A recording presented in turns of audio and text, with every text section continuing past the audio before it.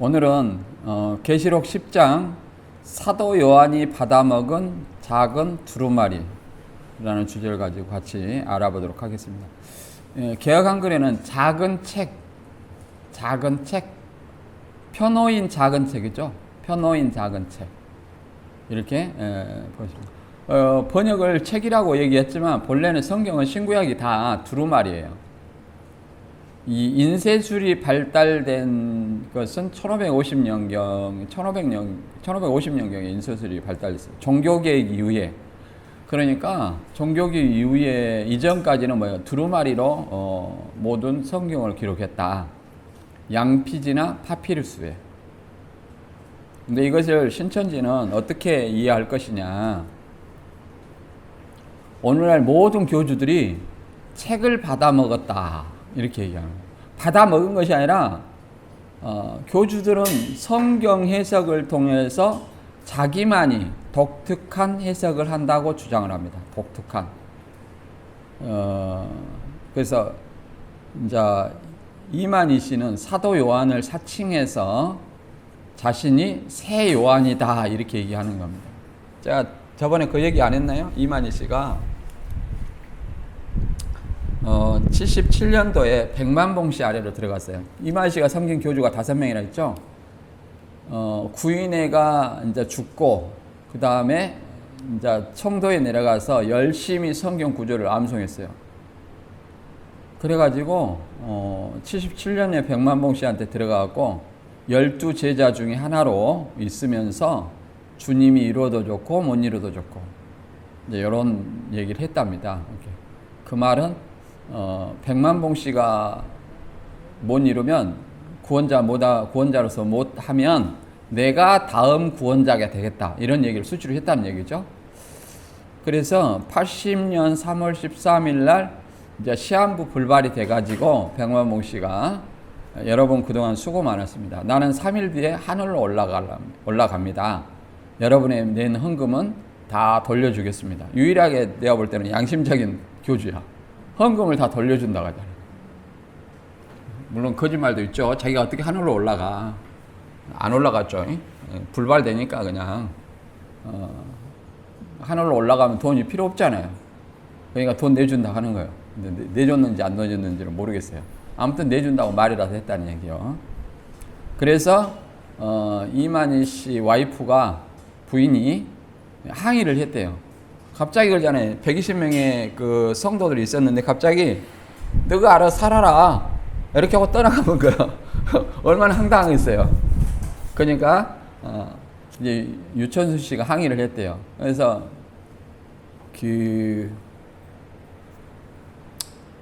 이제 백만봉 씨가 하얀 옷에 노란 넥타이 백구두 이게 교주 복장이에요. 딱 차를 타고 딱 가더니 가만히 생각하니까 감히 주님한테 항의를 해? 화딱지가 났나 봐요. 그래서 유턴을 해가지고 다시 이만희 씨 앞에 서더니 여자를 때릴 수는 없잖아요. 대신 이만희 씨 네가 맞아라고 이만희 씨 뺨을 한 3대 때리고 갔다는 겁니다. 이만희 씨는 맞고 있었겠죠. 주님한테 맞았으면 맞아야지. 그래가지고 80년 3월 14일 날 이제 인도권 자택에서 이만 10여 명이 모였어요. 그 백만봉 씨 교회가 재창조 교회인데 이거를 사대교회라고 처음에는 했었어요. 사대교회. 그리고 사대의 흰옷 입은 몇 명, 미란대 보리석대라고 했어요. 근데 왜 이걸 적은 수의 상징으로 이렇게 봤냐면 10여 명이 넘게 나왔다는 것을 4명만, 이만 씨 포함해서 4명만 나와야 되거든요. 거기서. 그래야 사대교회를 할 수 있거든요. 근데 거기 들통나버린 거예요. 10여 명이 넘게 나왔어요. 거기서. 그러다 보니까 이걸 또 바꿀 필요가 있겠죠? 거짓말이 드러나니까. 거짓말이 드러나니까 이제 적은 수의 상징이다.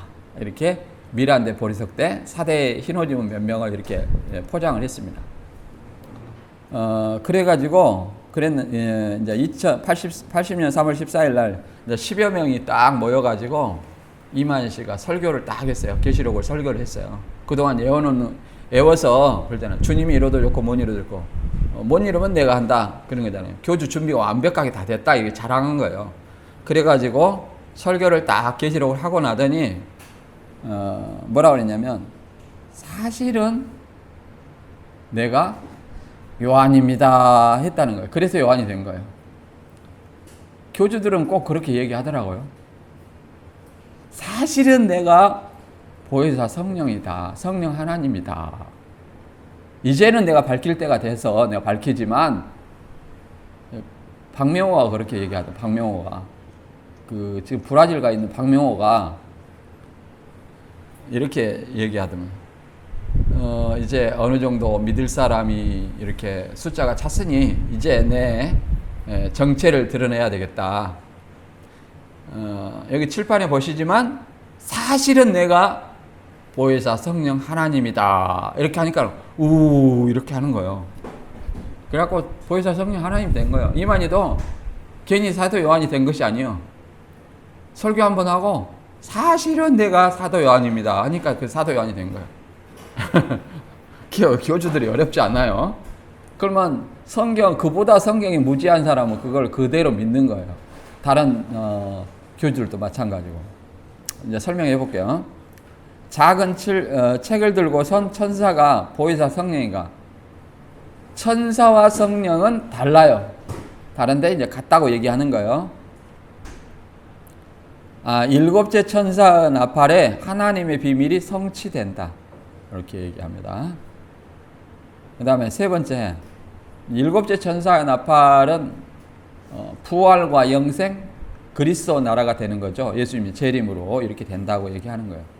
그래서 복음대로, 복음이 뭐예요? 예수죠. 예수님이 이렇게 재림하심으로 하나님의 비밀이 성취되는 거예요. 그 다음 세 번째, 두루마리를 받아먹은 요한의 사명. 요한의 사명이 뭐냐? 이게 이만희 씨 사명이라고 얘기하죠. 그러나 여기는 선지자적 사명을 얘기합니다. 요한이 받아먹고 선지자적 사명. 한번 알아볼게요. 같이 읽어볼게요. 11절까지. 시작. 내가 또 보니 힘센 다른 천사가 구름을 입고 하늘에서 내려오는데 그 머리에 무지개가 있고 그 얼굴은 해 같고 그 발은 불기둥 같으며 그 손에 펴놓인 작은 책을 들고 그 오른발은 바다를 밟고 왼발은 땅을 밟고 사자의 부르짖는 것 같이 큰 소리를 외치니 외칠 때에 일곱 우레가 그 소리를 발하더라. 일곱 우레가 발할 때에 내가 기록하려고 하다가 곧 들으니 하늘에서 소리나서 말하기를 일곱 우레가 발한 것을 임봉하고 기록하지 말라 하더라. 내가 본 바 바다와 땅을 밟고 섰는 천사가 하늘을 향하여 오른손을 들고 세세토록 살아계신 자 곧 하늘과 그 가운데 있는 물건이며 땅과 그 가운데의 물건이며 바다와 그 가운데의 물건을 창조하신 이를 가리켜 맹세하여 가로되 지체하지 아니하리니 일곱째 천사가 소리내는 날 그 나팔을 불게 될 때에 하나님의 비밀이 그 종 선지자들의 전하신 복음과 같이 이루리라. 하늘에서 나서 내게 들리던 음성이 또 내게 말하여 가로되 내가 가서 바다와 땅을 밟고 섰는 천사의 손에 펴놓인 책을 가지라 하기로 내가 천사에게 나아가 작은 착을 달라 한즉 천사가 가로되 갖다 먹어버리라. 내 배에는 쓰나 내 입에는 꿀같이 달리라 하거늘 내가 천사의 손에서 작은 책을 갖다 먹어버리니 내 입에는 꿀같이 다나 먹은 후에 내 배에는 쓰게 되더라. 저가 내게 말하기를 내가 많은 백성과 나라와 방언과 임금에게 다시 예언하여야 하리라 하더라. 아멘. 이걸 큰 틀로 이제 요거 세 가지로 얘기한 거예요. 자, 천사가 성령이냐, 일곱째 나팔에 하나님의 비밀이 이루어진다. 그 다음에 두루마리를 먹고 이제 다시 예언하라고 하죠. 예언이 이만희가 재림을 예언하는 거가 그런 얘기가 아니다는 거야. 정리해 보면 이제 여기 보면 이제 5장에 그잖아요. 5장에 4장에서 영계 하나님의 보좌 구성을 보았죠. 2장과 3장의 편지를 쓰고 4장에 하나님의 이제 보좌 구성을 봤어요. 네 생물과 24장로, 그 다음에 뭐 앞뒤에 많은 눈들 이렇게 봤죠. 그 다음에 5장에서 이제 봉인된 두루마리를 어린 양이 취하는 겁니다. 그 다음에 6장에는 어린 양이 인을 떼요. 6째 인까지 떼면서 네 말로 이제 심판을 해요. 네 말로 심판을 합니다. 그래서 땅 4분의 1을 심판해요. 땅 4분의 1. 이걸 또 해달별이 어두워지고 산과 섬이 제자리에 섰는다. 하늘과 땅이 이제 심판을 받아요. 그러므로 그 안에 거하는 임금들, 왕족들, 장군들, 부자, 자주자 이런 종들이 굴과 산 바위 틈에 숨어요. 그들이 범죄한 자들이라는 것을 알 수 있어요. 범죄한 자들. 범죄한 자들로서 하나님과 어린 양의 낯을 피해 숨은 자들이라는 걸 알 수 있어요. 그래서 구원받지 못한 불신자들이다 이렇게 얘기할 수 있고, 그러면 이제 어린 양의 진노에서 구원받은 자들이 누구냐? 7장에 이제 14만 4천과 흰옷 입은 무리. 14만 4천은 그리스도인이며 흰옷 입은 무리는 천상교회 성도들이다. 이거 얘기했죠? 입맞은 것이 뭐예요? 복음을 믿는 그리스도인을 입맞았다고 얘기해요. 그 다음에 흰옷을 입었다고 말은 우리 지상의 사람들은 오늘 유난히 흰옷을 많이 입었네. 네. 이 흰옷은 이게 더러워져요. 지상에 있는 사람. 그러니까 계속 빨아 입어야 돼. 그래서 계시록 22장 14절에 두루마리를 빠는 자들은 그냥 생명나무, 문들을 통하여 생명나무에 나아가며 거룩한 성에 들어간다 이렇게 얘기를 합니다. 그러니까 우리는 빨아 입어야 돼. 계속 오염이 된다 그 말이에요. 그러나 흰옷을 입었다 그 말은 완전히 성결된 자, 거룩한 자, 곧 천상교회 성도들이다 이렇게 얘기할 수 있습니다. 그 다음에 이제 8장에 7장은 삽입장이에요. 삽입계시를 얘기하고 삽입한상, 삽입계시라고. 8장은 6째 인을 떼고 이제 7째 인을 떼면서 몇째 나팔이 나와요? 4개의 나팔을 붑니다. 8장에서 이 4개의 나팔을 부는데 어디다 심판한다고 그래? 신천지는 장막성전. 계시록 6장도 장막성전, 계시록 8장과 9장도 장막성전. 그러니까 다 42달 기간 안에 이루어지는 거예요. 나팔로 인해서는 이제 3분의 1씩 심판을 합니다. 3분의 1씩. 그래서 이렇게 나팔이 누구누구 얘기를 하고 있습니다. 근데 지금은 7째 나팔이 문옥순 씨죠? 이만희 씨가 불해야 되는 건 아니에요. 문옥순 씨가 신천지 탈퇴했을 거예요. 근데 이 문옥순 씨가 불해야 되는데 지금 뭐라고 하냐면 신천지인들은 우리가 7번째 나팔을 불고 있지 않습니까? 이렇게 얘기해요. 그 말은 무슨 말이에요? 7번째 나팔의 실상이 거짓이라는 거죠. 그리고 신천지인들이 나팔을 불고 있다고 하면 나팔이 영이 두루쓰는 육체라고 말할 수가 없어. 왜 그러냐면 1대1이야. 1대1. 영은 6을 들어서 역사한다. 그러면 7배 천사가 7 나팔을 불죠. 그러니까 7번째 나팔되는 육체가 있어야 돼요. 근데 이게 문옥순 씨라고 얘기하잖아요. 근데 신천지인이 분다고 얘기해요. 말이 안 맞죠? 나팔이 실상이 있냐 물어보면 대답하려나? 모르겠죠? 그 다음에 6째 천사가 이제 그 나팔을 불 때 뭐가 있냐면 유브라다에 결박한 4천사가 마병대로 있어요. 3분의 1을 죽입니다. 언제 죽이냐면 그 연월일시에 죽여요. 그러니까 9장 6째 나팔이 81년 9월 20일 14시 목사 임직식이라고 얘기했어요. 그러면 이 10장이 6장 다음이거든요. 신천지는 시간 순서로 봐. 그럼 6장 다음에 책을 받아 먹어야 되죠. 그러면 81년 9월 20일 이후에 받아 먹어야 돼요. 근데 언제 받아 먹었다 하냐? 80년 3월에 받아 먹었다 해요. 근데 이게 얼마나 모순인지 생각을 해보세요. 여기서 보면 10장이 이제 10장 내용인데 표노인 책과 봉안책이 이제 이렇게 좀 그 같은 책이다라고 얘기를 합니다. 근데 차이점도 있고 유사한 점도 있어요. 논리적으로는 유사합니다. 그러니까 봉해졌어요. 그래서 어린 양이 인을 뗐어요. 인을 뗐으니까 뭐예요? 펼쳐졌죠. 이런 어떤 논리적인 어떤 책으로서는 유사한 점이 있지만 또 차이점이 있죠. 봉한 책과 펼쳐있는 책. 그 다음에 봉안책은 예수님이 하나님에게서 직접 취했지만 펼쳐진 책은 천사가 이렇게 사도 요한한테 주잖아요. 이게 좀 약간 차이점이 있다. 근데 여기서 우리가 알아볼 것은 여기 우측에 보면 이제 여기 보면 이런 말이 있죠. 예, 이 계시 로정은 맞아요. 하나님이 오른손에서 예수님이 취해가지고 펼쳤어요. 6장에서 8장까지 펼쳤단 말이에요. 그래서 6장 심판, 7장 구원, 심판과 구원에 관한 하나님의 경륜이 담겨 있어요. 이 책은. 그 다음에 천사에게 주었어요. 천사가 주니까 사도 요한이 이걸 받아 먹었다는 거예요. 그래갖고 많은 백성과 나라와 임금에게 이렇게 예언을 합니다. 이것이 신천지인이라는 거죠. 신천지인과 신천지 14만 4천과 희물이라고 얘기해요. 신천지인들은. 그러나 성경은 이렇게 백성과 나라 방언과 임금에게 다시 예언하라 이렇게 얘기를 합니다. 그럼 여기서 모순이 뭐냐? 모순을 한번 생각을 해보자 그 말이에요. 밑에 적어 있습니다. 오목사와 멸망자가 80년 9월 14일 책을 봉했고, 그러면 여기죠? 80년 9월에 이제 7인으로 봉했다는 거예요. 대적 7머리가 봉해가지고, 봉했으면 이제 진리가 나와야 안 나와요?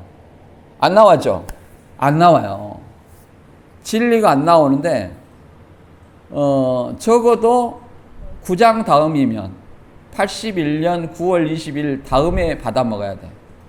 그 다음에 오목사가 9월 14일 날 책을 봉했다면 인된 후에 받아 먹어야 되죠. 그럼 이것도 80년 9월 14일 이후에 6장 8장 인을 떼고 받아 먹어야 돼. 뭐 적어도 80년 9월 14일 날 이후나 81년 9월 20일 14시 이후에 받아 먹어야 되죠. 9장 나팔이 80연월일시니까. 그런데 언제 받아 먹었다가냐? 80년 3월에 받아 먹었다는 거예요. 그러면 인이 떨어졌어요? 안 떨어졌어요? 9월 달에 봉해졌어요. 인이 떨어지려면 그 다음에 떨어져야 되죠? 9월 이후에. 그러면 3월 달에 받아 먹었으면 인 떨어진 거예요? 안 떨어진 거예요? 떨어지기 전에 받아 먹었다. 그럼 뭘 받아 먹은 거예요? 펼쳐진 책을 받아 먹었다고 자기는 주장하나 사실은 봉안책이다. 그래서 이만희가 성경을 모르는 거예요. 자, 그 다음에 유재열의 7명이 66년 3월 14일부터 책을 펼쳤다고 얘기해요. 여기서 책을 펼쳤다고 이렇게 얘기합니다. 이렇게 펼쳐갖고 이렇게 증거하고 있었대요.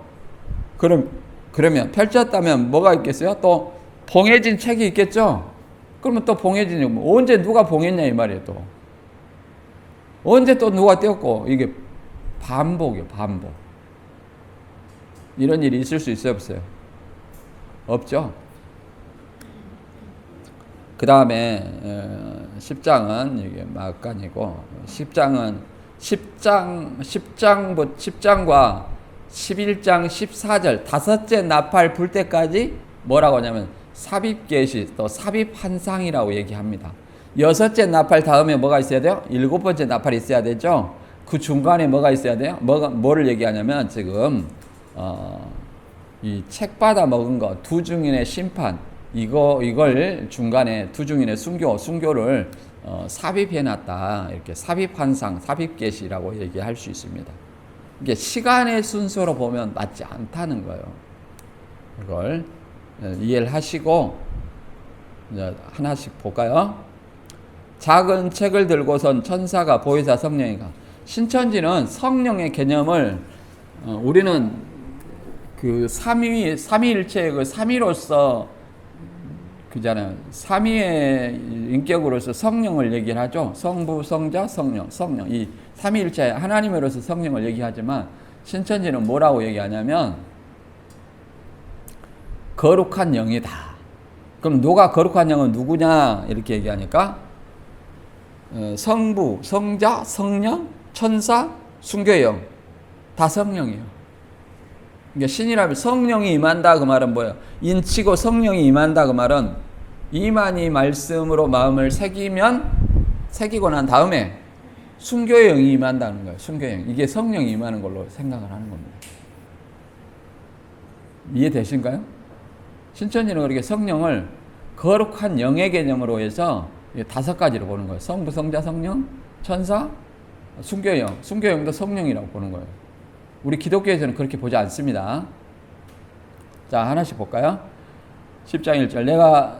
내가 또 보니 힘센 다른 천사가 구름을 입고 하늘에서 내려오는데 그 머리 위에 무지개가 있고 얼굴은 해 같고 그 발은 불기둥 같으며 그 손에 편어인 작은 책을 들고 오른발은 바다를 밟고 왼발은 땅을 밟고 사자의 부르짖는 것 같이 큰 소리로 외치니 외칠 때 7 의뢰가 그 소리를 발하더라. 7 의뢰가 발할 때 내가 기록하려고 하다가 곧 들으니 하늘에서 소리 나서 말하기를 7 의뢰가 발한 것을 인봉하고 기록하지 말라 하더라. 여기서 이제 이 천사의 모습이 하나님과 예수님의 모습을 하고 있다는 거예요. 계시록 1장 16절에 예수님의 얼굴은 해가 힘있게 비치는 것 같더라. 그리고 재림 때 모습, 마태복음 17장 2절에 그들 앞에서 변형되사 그 얼굴이 해같이 빛나며 예수님의 모습을 띠고 있다 이 말이에요. 근데 이런 것은 뭘 의미하느냐? 뭘 의미해요? 하나님과 예수님이 보낸 천사라는 것을 알려주고 있는 것입니다. 그 다음에 여기 사자에 부르짖는 것까지 큰 소리로 붙이니 여기 사자가 천사가 아니에요. 그냥 라이온이에요, 라이온. 그 다음에 이 천사와 이제 성령이 어떻게 다른가? 이 천사를 뭐라고 하냐? 왜 보혜사 성령이라고 얘기하냐면 보혜사 성령이 진리의 성령이잖아요. 그러니까 천사가 뭘 가지고 와요? 책을 가지고 오죠. 이 책은 뭐냐? 진리다. 그 천사는 영이다. 그러니까 진리의 영이다는 거예요. 진리의 영은 뭐다? 진리의 성령이다. 진리의 성령은 뭐예요? 보혜사 성령이다. 그럴듯해요, 안 해요? 그럴듯하잖아요. 근데 그런 건 아닙니다. 천사와 성령은 분명히 다르다. 베드로전서 1장 12절에 명확하게 그것이 나와 있어요. 베드로전서 1. 천사는 단분히 그 심부름꾼이에요. 심부름꾼. 베드로전서 1장 12절에 천사와 성령이 분명히 다르다는 걸 설명하고 있는데 이 선빙긴 바가 자기를 이해한 것임이 아니요 너희를 이해한 것임이 계시로 알게 되었으니 이것은 하늘로부터 보내신 성령을 힘입어 복음을 전하는 자들로 이제 너희에게 알린 것이요 천사들도 살펴보기를 원하는 것이니라. 그죠? 여기서 잘 주의해야 될 것은 성령을 힘입어 복음을 전하는 자들로 이제 너희에게 알게 한 것이요. 이 성령은 복음을 알려준다는 거예요. 성령을 통해서 복음을 알았다는 거예요. 누가? 성도가. 근데 그러면 성령은 복음을 알아요, 몰라요? 알죠. 성령의 사역이 복음을 증거하는 거예요. 천사들도 살펴보길 원하는 것이다. 그러면 천사는 알아요, 몰라요? 살펴보길 원한다는 것은 살펴보지 않았고 모른다는 거잖아요. 천사는 단순히 심부름꾼이다. 또 여기 성령은 단수를 쓰지만 천사는 복수를 써요. 분명히 이렇게 구분에 다르다고 말할 수 있어요. 성령은 어떤 거냐? 요한복음 15장 26절에 예수를 증거해요. 예수가 복음이죠. 내 아버지께로부터 너희에게 보낼 보혜사 곧 아버지께로부터 나오시는 진리의 성령이 오실 때에 그가 나를 증언하실 것이요. 그러면 성령이 오시면 뭘 증언해요? 예수 그리스도를 증언해요. 보혜사 성령이 나다. 내가 책 받아 먹은 사람이다. 이렇게 증언하는 것이 아니라 성령이 누구를 증거해요? 예수님을 증거해요. 그러니까 성령을 받은 사람은 누구를 증거해야 돼요? 예수를 증거해야 돼요. 교주를 증거하면 성령 받은 거 아니에요. 또 자기를 증거하면 그것도 성령 받은 사람이 아니에요. 누구를 증거해야 돼요? 예수를 증거해요. 나 교회 다니니까 나 잘났다. 이렇게 한 사람은 성령 받은 사람이 아니야. 그 다음에 성령을 뭐라고 하냐면 삼위일체 하나님이라고 얘기하죠. 삼위일체 하나님. 성령이 어디에 하나님이라 나왔냐 이렇게 얘기하는데 사도행전 5장 3절과 4절에 분명히 아나니아 삽비라가 밭을 판 것을 절반을 감춰뒀어요. 이걸 속였다고 얘기합니다. 이게 서원한 것을 지키지 아니했다 이렇게 볼 수 있어요. 그래서 이 아나니아 삽비라한테 베드로가 뭐라고 하냐면 성령을 받은 사람은 이렇게 뭐 하냐면 사람을 꿰뚫어 보는 거예요. 오늘날 우리를 얘기하는 거 아니에요. 사도들을 얘기하는 거예요. 제가 이 말 하니까 생각나는데 광주에 집화장이 있었어요. 그 사람이 처음에 가니까 눈을 마주치면 그 사람의 전생까지도 다 봐본다는 거예요. 얼마나 무섭겠어요. 전생까지 봐본. 오늘 지금까지 뭐 하고 있었는지 다 봐본다는 거예요. 눈을 마주치면. 그러니까 난 처음에 눈도 못 마주쳤다니까. 눈 마주치면 전생까지 봐본다니까. 오늘 어디서 농땡이 쳤는가, 전도 안 하고 다 봐본다 하잖아요. 집화장이 제일 싫어하는 게 전도 안 하고 좀 잠깐 쉬는 거야. 그러니까 찔려가지고 내가 잠깐 몇 시간 쉬었는데 이거 들통나면 어떡해? 이런 마음에서 못 바라봤어요. 근데 나중에 보니까 집화장 옆에 소수의 사람들이 신격화를 만든 거예요. 신격화를. 근데 왜 그걸 알았냐면 제가 이제 신천지 안에서 이제 다른 신천지 안에서 미혹대가 나간 사람들도 있어요. 그 사람들 내가 또 다시 돌이키려고 스파이 활동을 좀 잠깐 했거든요. 그래서 보고를 하는데 내가 그랬어요. 집화장은 절대 칭찬을 하지 않아요.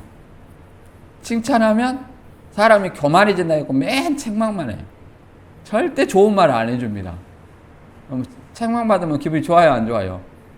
안 좋죠? 너 그냥 너 뭐 이렇게 일반적으로 야 너 그러면 되겠냐 이렇게 좋은 말로 한 거 아니야. 아주 욕을 섞어가지고 이렇게 하니까 그게 굉장히 기분이 나빠요. 내가 가서 여기서 어떻게 얘기를 했냐면 저는 칭찬을 받았어요.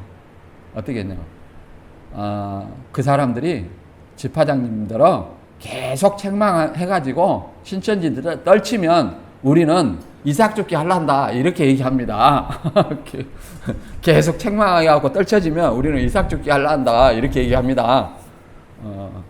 그러니 책망을 하겠어요, 못 하겠어요? 책망하면 떨어진다고 얘기하잖아요. 그러니까 그래 수고했다 이렇게 얘기하더라니까. 내가 자꾸 이렇게 보니까 내가 그 얘기를 할 때 자기가 내 눈을 못 쳐다봐요. 방바닥 못 쳐다보고 있는 거예요. 그러니까 집화장이 맨 책망한다 그런 얘기를 내가 했잖아요. 그러니까 자기 자신이 찔려서 그런지 어쩐지 방바닥 못 쳐다보고 있더라니까. 그래서 제가 눈 바라보면 내세를 바라본다는 게 허풍이구나. 내가 이렇게 알아보니까 주위에 있는 사람들이 그렇게 이렇게 얘기를 한 거예요. 신격화를 시킨 거예요. 전부 뻥이었습니다. 그것이. 이 베드로가 아나니아를 보니까 그러잖아요. 어떻게 말을 안 했는데 밭을 절반만 바치고 절반을 감춰둔 걸 알았겠어요. 성령이 함께함으로 꿰뚫어 본 거다는 거예요. 집화장은 꿰뚫어 보지 않고 우리가 그런다는 건 아니에요. 베드로가 이르되 아나니아 어째 사단이 내 마음에 가득하여 내가 성령을 속이고 땅값 얼마를 감추었느냐. 땅이 그대로 있을 때에는 내 땅이 아니며 판 후에도 내가 임의로 할 수 없더냐. 어찌하여 이 일을 내 마음에 두었느냐. 사람에게 거짓말한 것이 아니요 하나님께로다. 여기서 뭐라고 하냐면 성령을 속였다고 했는데 하나님께 거짓말한 것이다 이렇게 얘기합니다. 그러니까 뭐예요? 성령을 뭘로 지금 얘기하는 거예요? 하나님, 성령 하나님, 보혜사 성령이 뭐라는 거예요? 하나님이다 이렇게 얘기하는 거예요. 아시겠죠? 성부도 하나님, 성자도 하나님, 성령도 하나님이다. 이게 삼위일체예요. 안 배운 사람 있어요? 안 배운 사람? 배웠어 안 배웠어? 석환이 형제 배웠어요? 안 배웠어요? 배웠어요. 삼위일체 배워야 돼요. 자, 그렇게 얘기를 합니다. 그래서 사도들이 이렇게 성령을 받아서 깨뜨려 봤다. 그 다음에 이게 여기 보면은 그러잖아요. 계실로정은 맞는데 뭐가 틀려요? 사칭하는 것이 달라요. 사칭하는 것이 잘못된 겁니다. 그리고 여기 또 뭐가 다르냐면 흰무리에게 뭐 한다. 흰무리는 이미 흰 옷 입은 존재니까 복음을 증거할 필요가 없어요. 복음을 받아들이고 이미 주 안에서 죽은 자들이에요. 그 사람들. 천상교회인들. 그들에게 다시 복음을 전할 필요 있어요? 없어요? 없어요. 그게 이게 하나님의 종들은 14만 4천을 얘기하는 거예요.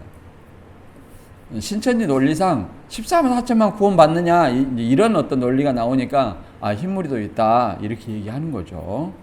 자, 5장의 봉안책, 6장과 8장에 펼친 책, 10장에 이 천사가 책을 누구한테? 사도 요한한테 주니까 사도 요한의 종들에게 준다는 거예요. 그래서 이 사도 요한을 사칭한 존재가 이만희시다. 성령을 어떻게 받느냐 보면 사도행전 1장 오순절 성령하고 보혜사 성령하고 같다는 거. 사도와 함께 모이사 그들에게 분부하여 이르시되 예루살렘을 떠나지 말고 내게 들은 바 아버지의 약속하신 것을 기다리라. 요한은 물로 세례를 베풀었으나 너희는 몇 날이 못되어 성령으로 침례를 받으려 하였느니라. 성령 침례가 성령을 받는 거예요. 자, 봐보세요. 예루살렘에서 예수님에게 들은 아버지의 약속한 거 뭡니까? 제자들이 들은 거? 보혜사 성령이다 이 말이에요. 그것이 몇 날이 못되어 예수님이 떠나가면 몇 날이 못되어 와야 된다 이 말이에요. 실제로 예수님이 떠나고 나서 며칠 만에 왔어요? 10일 만에 왔죠. 10일 만에 오순절날 성령이 왔죠. 근데 이것이 오순절에 임한 성령이 보혜사 성령이라는 것을 사도행전 2장 33절에 분명히 말하고 있습니다. 하나님이 오른손으로 예수를 높이시며 그가 약속하신 성령을 아버지께 받아서 너희가 보고 듣는 이것을 부어주셨느니라. 자, 아버지께 예수가 약속하신 성령이 뭐예요? 보혜사 성령 맞죠? 근데 아버지께 받아서 너희 보고 듣는 이거 뭐예요? 오순절 성령이죠? 그걸 부어주었다는 거예요. 이게 보혜사 성령이라고 얘기합니다. 똑같아요. 정리하면 10장 예수님의 사역에 근거한 요한의 제자들의 복음 증거로 교회의 사명이다 이렇게 얘기를 합니다. 요한이 이제 두루마리 받아먹고 전하는 것은 교회의 사명이다 얘기하는 거예요. 교회의 사명 또는 선지자의 사명 또 증인의 사명 이렇게 얘기할 수도 있어요. 사도 요한은 이제 대표성을 지닙니다. 천사의 모습은 구름이 있고 머리에 무지개가 있고 얼굴은 해가 있고 발은 불기둥이 있는데 이거는 예수님과 하나님의 형상을 반영하는 거예요. 그래서 뭐냐면은 하나님과 예수님의 온 것을 강조하고 하나님 나라를 도래를 선포하는 것입니다. 하나님에게서 하나님과 예수님에게 온 천사라는 것을 알려주기 위함이에요. 천사라는 것을. 신천지는 대언의 천사, 보혜사 성령, 영의 보혜사 라고 얘기합니다. 천사나 성령이나 다르다고 배웠죠? 그 다음에 무지개, 노아의 언약을 연상하게 하고요. 구약 언약 가운데 심판을 행하고 계신다 이렇게 얘기합니다.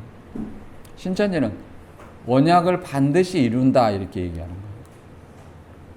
왜 이룬다고 하는 것은 모방이에요. 신천지에서 이룬다는 건 전부 모방이에요. 바다와 땅을 밟고 바다와 땅은 곧 세상이에요. 바다와 땅은 바다는 뭐예요?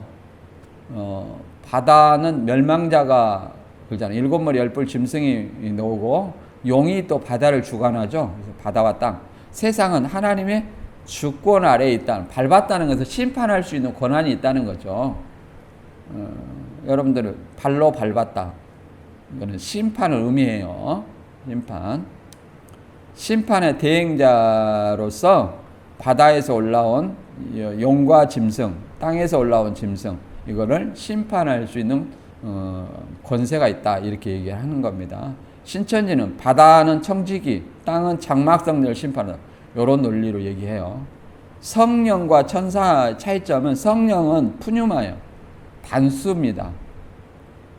성령은 하나님이지만 성령은 하나님으로서 성도 안에 내재합니다. 내주한다고 얘기하죠. 그래서 보혜사 성령은 그 성령을 받은 성도는 누구를 증거해요? 예수님을 증거해요. 예수님을. 그리고 계시록 19장 10절에 대언의 영이다고 얘기하는데 이거는 푸뉴마입니다. 대언의 영을 천사라고 얘기하거든요. 근데 신천지는 아니다. 푸뉴마, 천사, 성령이다. 천사는 안겔로스예요. 영어로 엔젤이죠. 복수를 씁니다. 천사들, 복수. 성령은 우리 마음에 임하지만 천사는 우리 마음에 임할 수 있어요, 없어요? 없어요.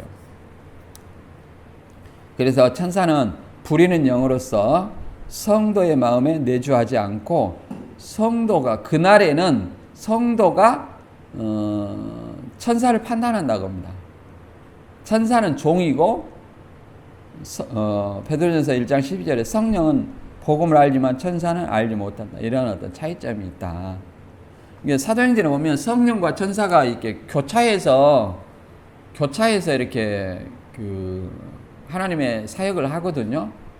그러니까 성령을 천사로 오해하는 경우도 있는데 분명히 다르다. 이걸 좀 이해를 하셔야 됩니다.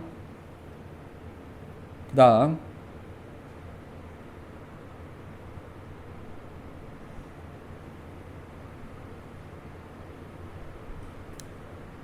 예, 여기 보면은 5장의 봉안책. 여기도 이제 순서로 보세요. 5장에서 봉했는데 10장에 펼쳤죠. 5장 다음이 10장이죠. 5장 누가 봐도 5장 다음이 10장이잖아요. 5장이 잘못 적었어. 80년 9월 14일이에요. 5장이. 근데 10장이 80년 3월 14일이에요. 뭐 이게 논리 맞아요, 안 맞아요? 아니 9월 14일에 봉했어요. 근데 책을 6달 먼저 3월달에 받아먹으면 되겠어요, 안 되겠어요? 안 되죠. 이게 모순이라는 거예요. 3월달에 받아먹으면. 아니 9월달에 봉해졌는데 과거로 돌아가고 받아먹어? 인되기 전에? 안 된다. 여기서 이제 천사를 뭐라고 그러냐면 천사는 하나님과 예수님의 형상을 하고 온 것은 하나님과 예수의 말씀을 대언하는 특별한 사명을 받았다. 이 사자가 바로 예수님으로부터 계시를 받아 요한에게 전해주기로 약속한 천사이며 진리의 성령 보혜사 입장이다. 진리의 성령 보혜사라고 얘기하죠? 보혜사 성령. 진리의 성령 보혜사. 이렇게 신천지는 이렇게 얘기합니다. 두 번째, 7째 천사 나팔에 하나님 비밀이 성취된다. 7째 천사 나팔은 언제 불었냐? 84년 3월 14일 날 불었어요. 내가 본 바 바다와 땅을 밟고 섰는 천사가 하늘을 향하여 오른손을 들고 세세토록 살아계신 자 곧 하늘과 그 가운데 있는 물건이며 땅과 그 가운데 있는 물건이며 바다와 그 가운데 있는 물건을 창조한 이 일을 가리켜 맹세하여 가로되 지체하지 아니하리니 7째 천사가 소리내는 날 그 나팔을 불게 될 때에 하나님의 비밀이 그종 선지자에 전하신 복음과 같이 이루리라. 복음은 뭐예요? 예수님이 십자가에 죽으시고 부활하셔서 승천하셔가지고 다시 오시는 거예요. 뭐예요? 복음이에요. 우리는 이제 복음은 막연히 이렇게 십자가의 죽음과 부활 이것만 얘기하는데 진정한 복음은 예수님이 승천하시고 다시 오시는 것이 복음이에요. 오늘날 우리에게는. 아니 예수님이 다시 안 오면 우리가 뭐 거의 기쁜 소식이 아니에요. 안 온다 하면 다시 오시는 것이 복음이에요. 언제? 7째 천사가 소리낸다. 이게 하나님의 비밀이라는 것은 감추어져 있다는 거예요. 감추어져 있다. 예수가 감추어져 있다는 것이 아니라 여기서 복음과 같이 이루는데 이 복음과 같이 예수님이 다시 7째 천사 나팔 불 때 오시면 어떤 일이 일어나는 어떤 성도들에게 일어나는 변화를 비밀이라고 얘기합니다. 변화. 뭐냐? 7째 나팔도 심판의 성격을 가지고 있습니다. 그래서 나팔은 그러잖아요. 5째 천사가 나팔 불 때 6째, 6, 7, 5, 6, 7 그냥 4번째 천사가 불 때 땅에 가는 데들은 화가 있다고 그랬죠? 화. 7째 천사도 땅에 가는 데들은 화예요. 불신자에게 화, 믿는 자에게는 7째 천사가 부활과 영생의 변화가 있는 거예요. 그 다음에 세상 나라가 그리스도의 나라가 되는 이런 어떤 것들을 알지 못하기 때문에 그걸 비밀이라고 얘기하는 거예요. 그때 이렇게 새롭게 비밀이 오픈이 되는 거죠. 자, 맹세라는 것은 뭐냐? 모든 것의 최후의 확정입니다.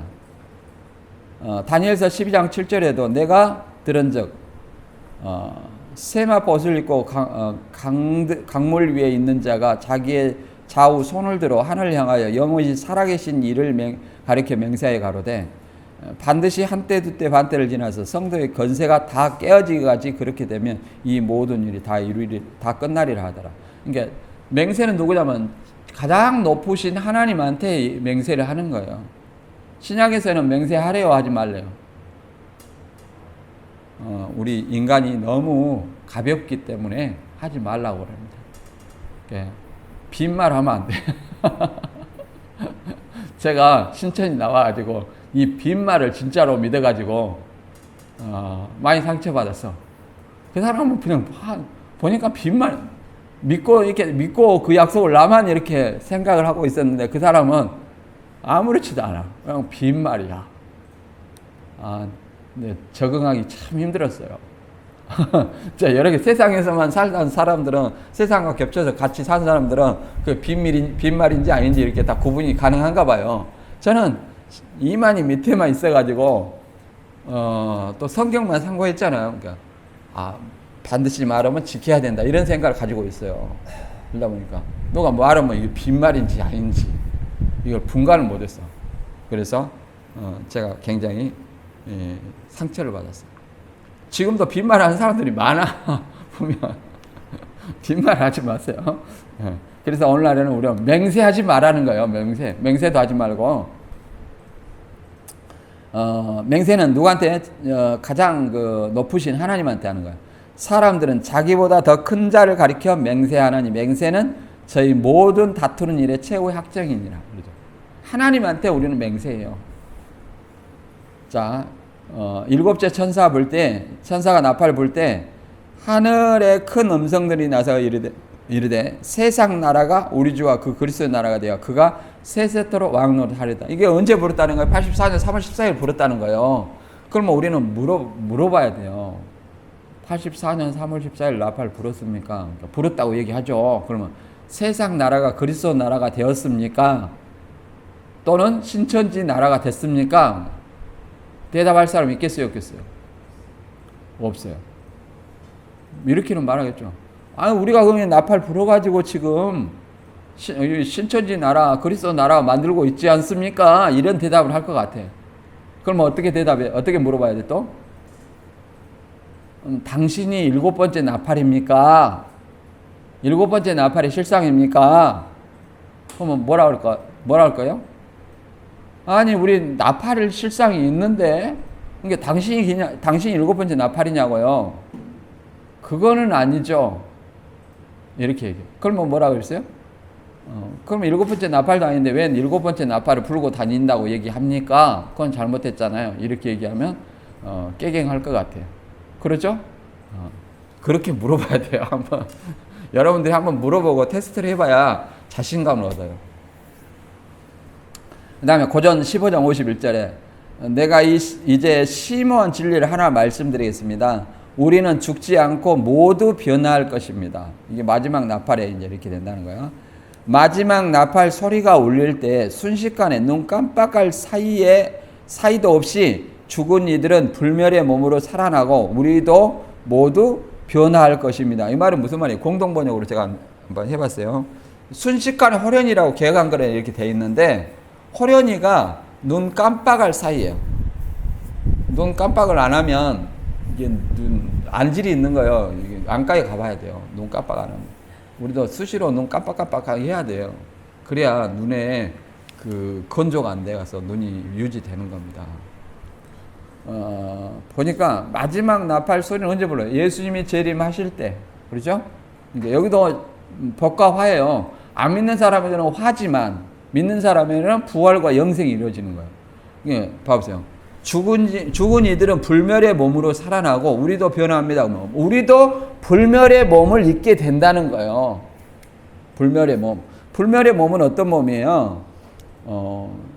빌립보서 3장 20절 21절에 보면 우리의 시민권은 하늘에 있는지라 거기로서 구원하는 자 곧 예수 그리스도를 기다리노니 그러잖아요. 그가 만물을 자기에게 복종케 하실 수 있는 자의 역사로 우리의 낮은 몸을 예수님의 영광의 몸의 형체와 같이 변케 하시라. 변하게 하는 거예요. 변하게. 우리가 예수님 오시기 전에는 성화의 삶을 살지만 예수님 오시면 예수님과 같은 부활체로 영광의 몸의 형체로 불멸의 몸으로 바꿔준다는 거예요. 우리는 이걸 소망하고 살아요. 이거 없으면 우리는 신앙할 필요 없다니까요.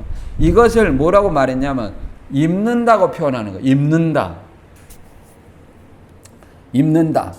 자, 입는다 하니까 이제 순교형을 덧입는다. 순교를 덧입는다는 거 아니에요. 여기서 입는다는 표현이 뭐냐? 자, 고전 15장 49절에 우리가 흙에 속한 자의 형상을 입은 것 같이 또한 하늘에 속한 자의 형상을 입으리라. 그렇게 돼 있죠? 하늘에 속한 자의 형상을 입는다. 이렇게 돼 있어요.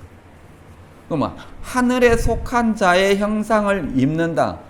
현재 흙에 속한 자 아담의 형상을 입었다는 거예요. 내가 입었습니까? 이렇게 태어났습니까? 이렇게 태어났죠? 이걸 입었다고 얘기하잖아요. 그러면 하늘에 속한 자의 형상은 누구예요? 예수님 있죠? 부활의 영광의 몸의 형체, 부활체. 이걸 얘기하는 거예요. 그 형상을 입는다는 것은 뭘 얘기해요? 예수님의 부활체와 같이 우리도 변한다. 변케 해주신다. 그 말이에요. 변케 해주신다. 내 자유로 변하는 거 아니라 그거는 하나님의 마지막 때 가서 판단하는 거. 하나님이 나 구원받았네 너 구원받았네 해봤자 쓸데없는 거예요. 그건 사람 앞에서 자랑하는 거. 구원파가 알잖아. 구원 받았어요 안 받았어요? 백날 구원 받았다 안 받았다 해봤자 하나님이 택하지 않으면 그날에 택하지 않으면 아무 의미가 없다.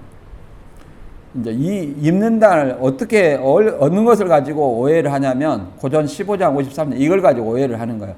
이 썩을 것이 불갑을 썩지 아니할 걸 입겠고 이 죽을 것이 죽지 아니함을 입으리로다. 이 썩을 것이 썩지 아니함을 입고 이 죽을 것이 죽지 아니함을 입을 때는 사망이 이김에 삼킨 바 되리라고 기록된 말씀이 응하리라. 이렇게 얘기합니다. 그러니까 뭐냐면은 이 썩을 거 뭐예요? 썩을 거 죽을 거 이 몸 육신의 몸을 얘기하는 거예요. 지금 우리는 썩어가고 죽어가고 있죠? 그걸 좋은 말로 노화라고 얘기합니다. 23, 4세까지는 우리가 세포 분열을 해요. 그 텔로미러라는 세포가 계속 자라갑니다. 그까지. 그래가지고 23, 4세부터 이제 거기서부터 늙어가는 거예요. 텔로미러 세포가 계속 닳아지고 이제 세포가 썩어가고 죽어가는 거예요. 그 나이 많이 먹으면 썩은 냄새 난다고 하잖아요. 좀 이게 나이만 뭐냐면은 세포가 노화가 돼가지고 냄새가 난대요. 이게 성경에서 그렇다는 거예요. 나이 먹은 사람일수록 이제 우리가 저도 마찬가지지만 몸 관리를 잘해야 돼요. 몸 관리를.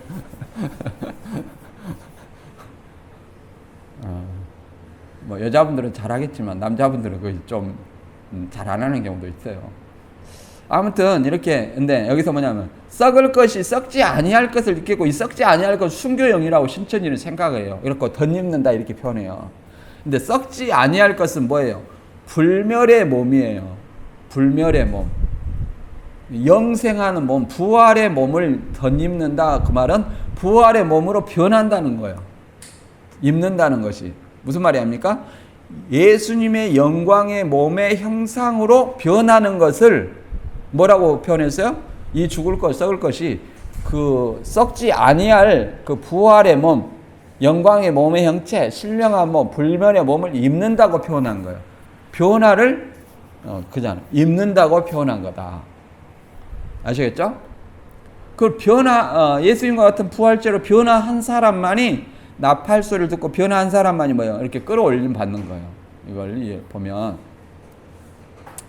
데살로니가 4장 16절 그것은 주님이 호령과 천사장의 소리와 하나님의 나팔 소리와 함께 하늘에서 내려오실 때 그리스도를 믿다가 죽은 사람들이 먼저 부활할 것이기 때문입니다. 이게 부활이 먼저, 이 논리적 순서입니다. 죽은 사람들이 부활할 것입니다. 내려오실 때 죽은 자들을 같이 데리고 오면서 부활한다는 거예요. 그 후에 이게 논리적 순서라고 그랬어요. 우리 살아남은 자들도 나팔 소리를 들었어요, 안 들었어요? 들었죠? 들었으면 불멸의 몸, 그 다음에 하늘에 속한 자 예수님의 형상과 같이 변화했어요, 안 했어요? 했죠? 나팔 소리 들었으니까 변화했잖아요. 부활한 그들과 함께 구름 속으로 끌어올려가는 거예요. 이게 몸무게하고 아무 상관이 없어요. 다이어트 안 해도 돼요. 끌어올려서 공중에서 주님을 만나 영원히 주님과 함께 있게 될 것입니다. 그러니까 이런 어떤 초월적인 몸은 공중에서 새하늘 새 땅에서 영원히 사는 거예요. 이게 뭐다? 진짜 일곱째 나팔의 비밀이다. 자, 다시 한번 정리하면 하나님의 비밀은 일곱째 나팔이 불 때 일어나는 그리스도인에게 일어나는 변화, 곧 부활과 영생, 세상 나라가 그리스도 나라가 되는 것이다. 그러나 신천지는 마지막 나팔을 불었지만 84년 3월 14일 불었지만 영생과 부활이 실상이 있어요, 없어요? 없다. 일곱째 천사가 나팔을 불 때 종말의 하나님의 구속과 심판이 종말의 때에 지체 없이 복음을 이루신다. 이제 아모스 3장 7절을 가지고 많이 얘기를 하거든요. 하나님이 그 종 선지자들에게 보이시지 아니하고는 결코 행하심이 없다. 그 말은 뭐냐면 하나님이 당신의 선지자에게는 심판을 미리 보여주시고 그 말씀대로 한다는 거예요. 이게 이만희가 그렇게 비밀을 알았다는 얘기가 아니에요.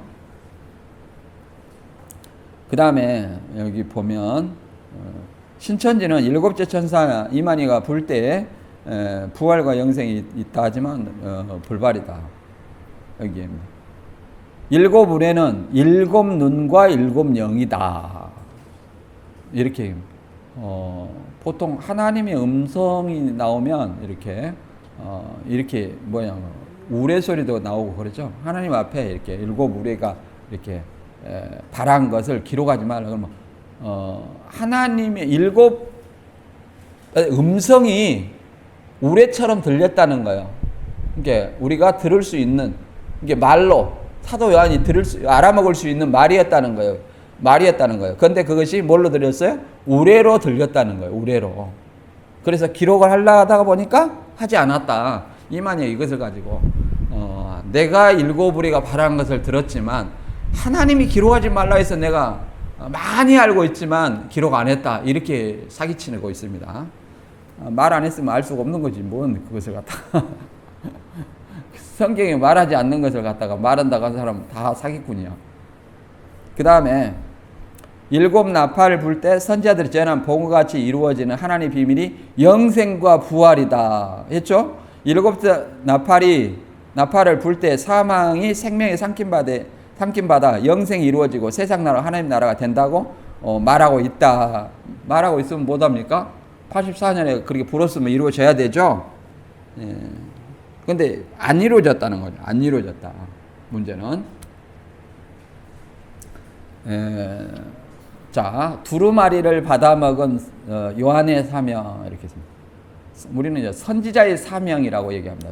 선지자의 사명, 종들의 사명, 성도의 사명 이렇게 얘기할 수 있어요. 교회의 사명 이렇게 얘기할 수 있어요. 책을 받아 먹은 요한을 사칭한 요한이 구원자가 될 수 있느냐? 생각해보세요. 신천지는 요한이 몇 명입니까? 2명이다. 유다도 몇 명이야? 2명이야. 물어보세요. 그거 있는지 없는지. 자, 읽어볼게요.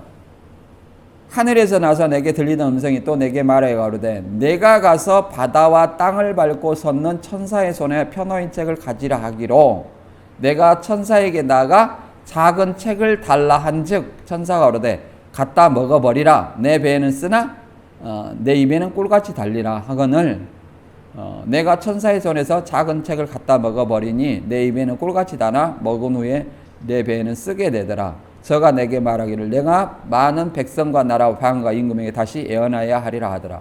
이렇게 말하고 있습니다. 우리가 이거를 잘 생각을 해봐야 됩니다. 작은 책이라 했는데 펴놓인 작은 두루마리를 얘기하죠. 여기서 이제 에스겔서를 반영을 했는데 에스겔서는 이렇게 했냐. 여기서는 펴놓인 두루마리라고 했는데 에스겔은 안팎으로 썼다고 그래요.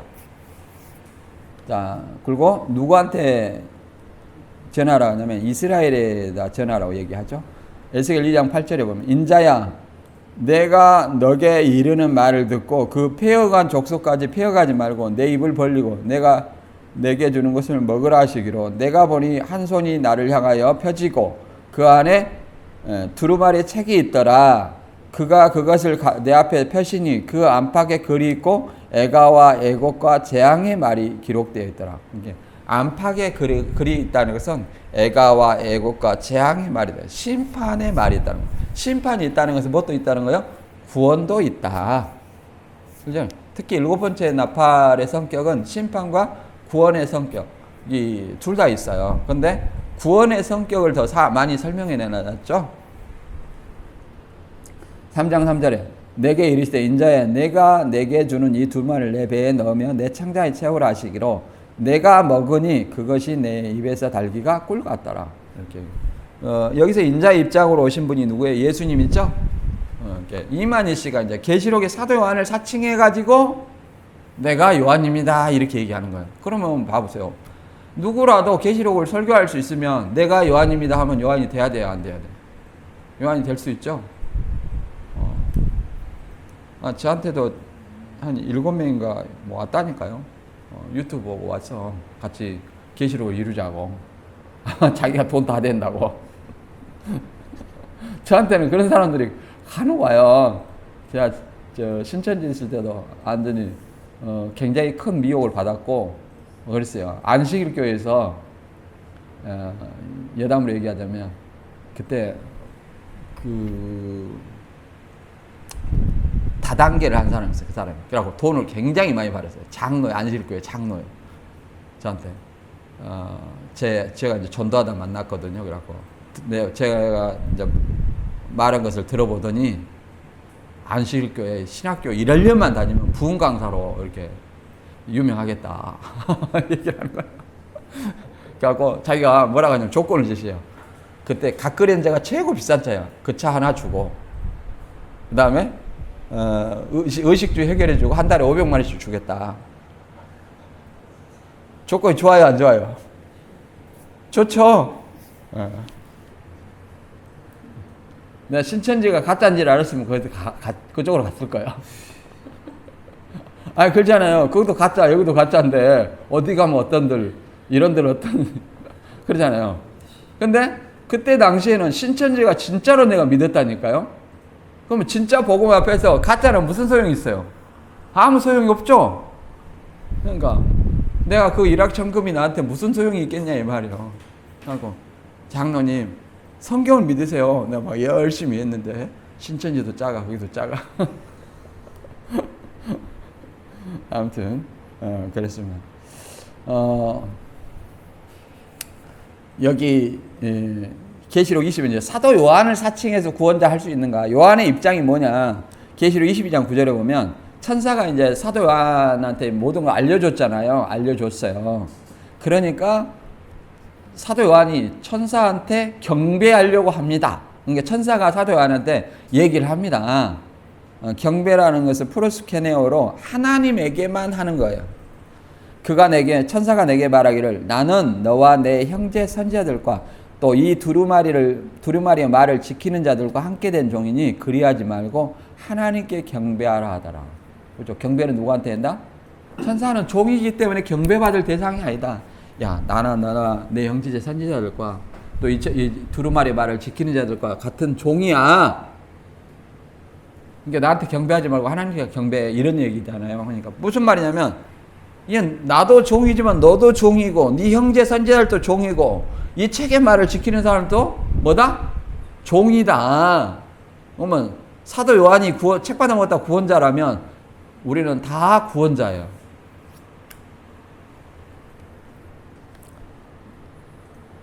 어, 19장 10절에 이제 여기 좀 현대인의 성경을 읽어볼게요. 내가 천사의 발 앞에 엎드려 경배하려고 하자 그가 이렇게 말했습니다. 그렇게 하지 말아라. 나도 너와 예수님을 증거하는 내 형제들과 마찬가지로 하나님의 종에 불과하다. 야, 나나 너나 다 종이야. 응? 그렇게 하지 말아라. 예수의 계시록 19장 10절에 요 말이 좀 이제 신천지인들은 어렵게 생각합니다. 오직 예수의 증거는 대언의 영이라 하더라. 요 말을 어렵게 이해를 해요. 예수의 증거는 대언의 영을 뭐라 천사라고 생각해요. 그러나 여기 잘 설명되어 있어요. 예수님을 증거하는 것은 다 예언의 영을 받아서 하는 것뿐이니 너는 하나님께 경배하라. 예수님을 증거하는 것은 예언하는 영을 받아서 하는 것보다 예언하는 영을 받았기 때문에 예수를 증거한다. 예언하는 영이 뭐예요? 성령을 받았기 때문에 예수님을 증거한다 그 말이에요. 이거 신천지는 천사로 봐. 천사. 예언하는 대언의 영을 뭐라고 본다고요? 천사. 그래서 이 신천지 이제 교주들이 이 말을 가지고 요한복음 14장 26절 가지고 교주가 성경 해석한다 이런 논리가 나와요. 자기를 보혜사라고. 보혜사 곧 아버지께서 내 이름으로 보내실 성령 그가 너희에게 모든 걸 가르치시고 내가 너희에게 말한 모든 걸 생각나게 하시리라 이렇게 얘기합니다. 그러니까 보혜사 성령은 이미 누구한테 내주해요? 제자들한테 내주하죠. 내주합니다. 그러면 그 내주한 성령이 별도로 몸 밖에서 존재하는 것이 아니라 몸 안에 요한복음 14장 16절 이하에 글이 나오잖아요. 내주하는 성령이 우리 안에 있으면 그러잖아요. 내가 너희에게 말 예수님이 제자들에게 가르친 모든 것은 뭐예요? 구약 성경이에요. 구약 성경에서 예수에 대해서 증거한 거예요. 맞죠? 계시록이 아니에요. 계시록이 아니에요. 예수님이 말한 모든 것이 이 당시에 계시록이 들어가 있습니까? 없죠. 예수님이 말한 모든 것은 구약 성경에서 예수님에 대하여 증거한 모든 것이라는 거예요. 그거를 예수님이 있을 때는 가르쳐 줬지만 예수님이 떠나면 누가 가르쳐 준다는 거예요? 보혜사 성령이 모든 걸 가르쳐 주시고 예수님이 미리 말한 것들이 생각나게 해준다는 거예요. 아, 이게 예수님 말씀이었구나. 이거 예수님을 가르친 것이었구나. 이렇게 생각나게 해준다는 거예요. 이걸 가지고 교주들이 성경 해석에 권하는 보혜사가 있고 보혜사는 나다 이렇게 하는 것은 절대 사기꾼이다. 입에 달지만 배에 쓰다는 것은 뭐냐? 우리가 조금 전에 초콜릿 먹으니까 입에 달대. 말씀은 입에 달지만 깨달으니까 너무 기쁜 마음을 이렇게 표현하는 거죠. 그것으로 인해 많은 고통을 수반하게 된다. 이걸 가지고 사명을 하니, 그래서 사명을 하려면 더 많은 고통을 수반한다는 거죠. 요한이 감당해야 할 예언적인 사역이 공개적으로 이루어져야 된다는 거예요. 예언적인 사명을 할 때 11장에 이제 뭐냐면 두 증인의 죽음이 있어요. 그런 어떤 고난과 박해를 얘기합니다. 그리스도께서 주신 사명이 뭐냐면 읽었는가? 네, 읽었죠. 많은 백성과 나라와 방언과 임금에 가서 다시 예언하여야 한다는 사명을 통해서 마지막 때에 하나님께 그들을 주신 사명을 깨달아야 된다. 이렇게 얘기합니다. 다시 예언해야 된다. 뭘 예언해야 돼요? 사명, 요한에게 주신 사명, 그걸 통해서 다시 전해야 된다는 거죠. 언제까지? 예수님 오실 때까지. 그리고 작은 책 얘기는 작은 책. 이제 5장과 10장의 책은 둘 다 봉한 두루마리, 편호인 두루마리 이 책이 되는데 책이라는 말은 이제 헬라어로 비블라 리디온이고 이걸 두루마리라고 얘기합니다. 근데 이게 똑같은 책인데 계시록 5장의 책은 비블리온 좀 작은 어떤 것으로 이렇게 대조해 놨습니다. 봉한 책과 펼쳐진 책, 봉한 책과 펼쳐진 책. 이게 논리적으로 같은 책이에요. 논리적 순리로 따라서 물론 의미는 다르죠. 의미는 다르지만 같다. 그래서 계시록 10장에는 편호인 작은 책을 먹고 다시 예언하는 사명은 11장 1절에서 13절에 성도의 고난과 승리를 예언하는 겁니다. 고난과 승리라는 것은 순교하죠. 11장에 두 증인이 순교해서 올라가잖아요. 이 요한의 사명은 선지자의 사명이고 교회의 사명이고 교회가 또 누구의 성도죠. 성도의 사명이라 말할 수 있어요. 요한이 하는 어떤 사명은 우리 그 구약에서는 인자야. 그 인자는 예수님을 상징하는 인물이에요. 그러나 요한은 뭐예요? 요한은 구원자를 상징하는 게 아니라 누구를 상징해요? 모든 성도들을 대표하는 어떤 인물이라 그 말이에요. 구원자가 아니에요. 그래서 선지자의 사명, 교회의 사명, 종의 사명, 그 다음에 교회의 사명 이렇게 말할 수 있다.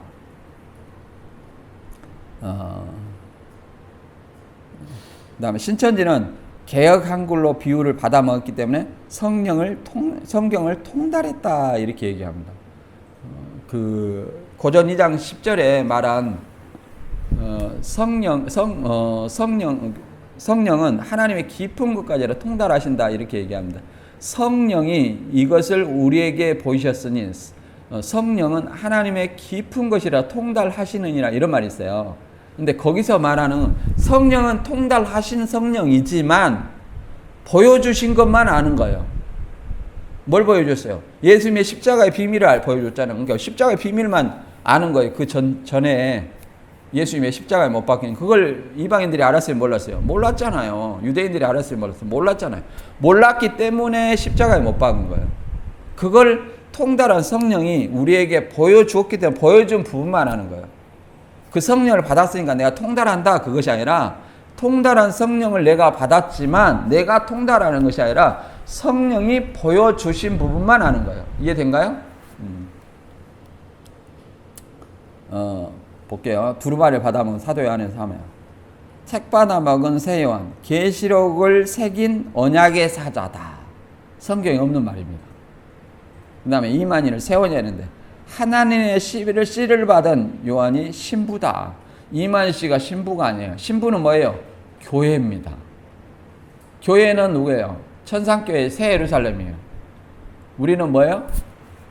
예수님과 약혼한 처녀다. 무슨 말인지 알겠죠?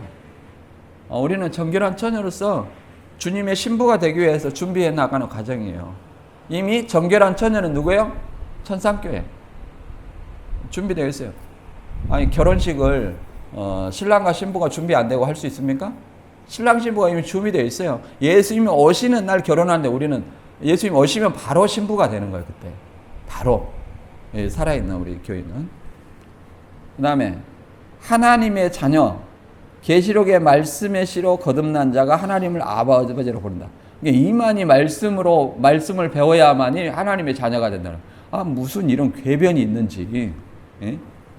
이만희가 구원자야. 완전히 노골적이야. 아시겠죠? 제가 이 책 받아 먹은 얘기 잠깐 하고 마칠게요.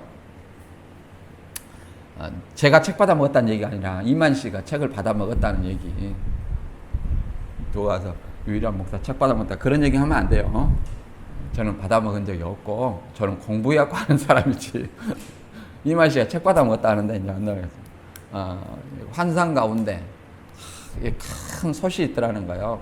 근데 그 자세히 들여다보니까 깨알 같은 것이 둥둥둥 떠 있다는 거예요. 깨알 같은 거. 깨알이 뭔가 자세히 봤더니 뭐냐면은 그것이 한글 단어도 아니고 글자가 이렇게 가나다라 이렇게 둥둥 떠져 있어요.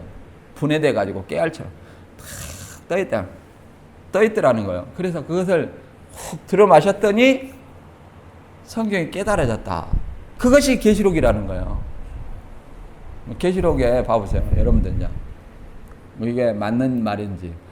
요한을 사칭하려면 요한처럼 그냥 내가 꿈에 두루마리를 받아 먹어버렸다. 헬라어로 받아 먹어버렸다. 내가 이렇게 해야 맞는데 개역 한글로 그것도 단어도 아니고 문장도 아니고 책도 아니고 깨알처럼 둥둥둥 떠 있는데 그것을 딱 먹어보니까 내 배 안에서 소화가 돼가지고 계시록이 문장이 연결돼가지고 해석이 됐다는 얘기입니까? 그냥 무슨 말도 안 되는 소리는. 헬라어로 기록된 것을 헬라어로 받아 먹어야지.